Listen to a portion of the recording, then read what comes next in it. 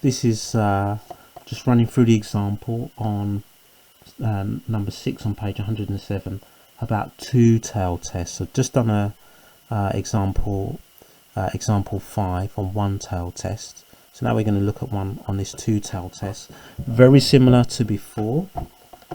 So we're looking for these are always going to be binomial, so we're looking for the two numbers that go here. It's going to be probability. Now we're going to look at the question to see whether it's greater than or less than. There's going to be a number that goes there. We're going to work out what that is, and then we're going to compare that to significance level. So if we look for the question, it says that over a long period of time it has been found at Enrico's restaurant the ratio of non-vegetarian to vegetarian meals is 2:1. So non-veg to veg is 2:1. Okay. In Manuel's restaurant, a random sample of 10 people, so sample of 10, ordering the meals. 1 ordered a vegetarian meal. Sample of 10, 1 ordered a veg meal. Okay. Using the 5% significance level, so 5% significance level. Test whether or not the proportion of people eating vegetarian Manuel's restaurant is different to Enrico's. Right, okay, so the first thing, if we look at the vegetarian to non-vegetarian, we've got 2:1. We probably want to know what's the probability of picking a vegetarian meal to a non-vegetarian meal. Now this is for Enrico's here, Enrico's, and if it's 2:1, so there's 3 parts in that ratio, so you've got a 2/3 chance of getting a non-vegetarian meal in Enrico's and a 1/3 chance of getting a vegetarian meal. So we've got that first of all, and we're looking at this other restaurant, which is Manuel's restaurant. Okay, so that was Enrico's. In Manuel's restaurant, got a sample of 10, 1 ordered a vegetarian meal. I'm going to find out if that's different. Now you may already have some ideas about what we're trying to do. So the first thing is we also need a null and alternate hypothesis. So the null hypothesis is that the proportion of people getting a vegetarian meal at Manuel's restaurant is the same as Enrico's, which would be 1/3, and the proportion of people getting a vegetarian meal at Manuel's restaurant. Now it says in the question that it's different. It doesn't say more or less, the proportion is less or more. So in this case it's going to be not equal to 1/3. Now you may remember when you see that we do a two-tailed test. Okay, and when we do a two-tailed test, the thing that we do is we split the significance level. Now it said 5%, so we're now going to be looking at 2.5%. So you do that first. Now, although it says a two-tailed test, we can actually just do a one-tailed test, and I'll show you how to do it in a minute. Let's fill in what goes in here. So it's a binomial distribution. In Manuel's restaurant, it was a sample of 10.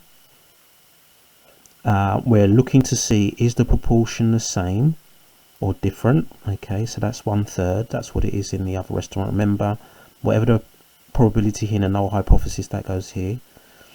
And we're just trying to find how likely is it that, now I'll put 1 here. We need to work out whether this is greater than or less than. Now I did say if you do the observed value and compare it to n times p, that will tell you whether to do an upper tail or lower tail test.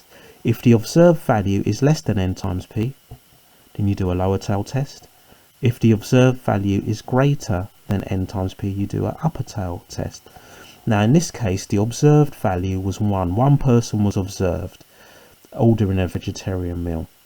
And in this case, n times p, so n times p is just those two numbers there, 10 times a third. Okay, so 10 times a third of 10, that's 3 1/3, 3.3 occurrence, so I'll put 3 1/3, and we got 1 there. So 1 is obviously less than 3 1/3. So when it's less than, we can just do a lower tail test. So that means that we can put less than or equal to there. Now we grab our calculators, and what we're going to do is put those numbers in. So menu 7, second page there, binomial CD variable, x is 1, n is 10, and p is 1/3. Okay, now because it's a less than or equal to, we don't need to do 1 minus or anything like that, and this comes up with a value of 0.10404, so on. Okay, to four decimal places, this is normally what we do for these, 0.1040. Okay, so what's this telling me? It's telling me that there's a 10% chance that less than or equal to one customer would be ordering a vegetarian meal if it was the same, okay, in the other restaurant. So if you pick 10 people and one or less person ordered a vegetarian restaurant, is telling what is about a 10% chance of that happening. Now remember, we compare that probability, which is about 10.4%, we compare it to the significance level, yeah, because it's now split, because it said different.